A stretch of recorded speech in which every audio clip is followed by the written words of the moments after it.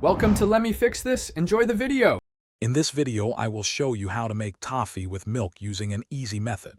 First, combine 1 cup of granulated sugar, 1/2 cup of whole milk, and 4 tablespoons of unsalted butter in a heavy-bottomed saucepan. Stir these ingredients together over medium heat until the sugar dissolves completely. This initial step is crucial for a smooth toffee base.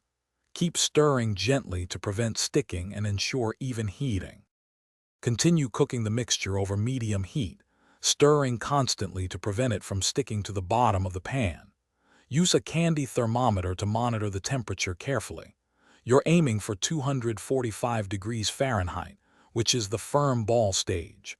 As it cooks, the mixture will thicken and transform into a beautiful golden caramel color.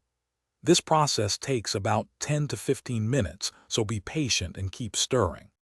Once the toffee reaches 245 degrees Fahrenheit, remove it from the heat immediately. Carefully pour the hot mixture onto your parchment-lined baking sheet. Use an offset spatula or the back of a spoon to spread it quickly and evenly to a thickness of about 1/4 inch. Let the toffee cool completely at room temperature for at least 2 hours, or until it's firm and brittle. Resist the urge to touch it while it's cooling.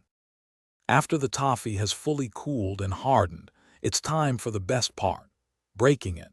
You can simply snap it into irregular pieces with your hands, or use a sharp knife to cut it into more uniform shapes. This homemade milk toffee is perfect for sharing or enjoying as a sweet treat. Store any leftovers in an airtight container at room temperature for up to 2 weeks.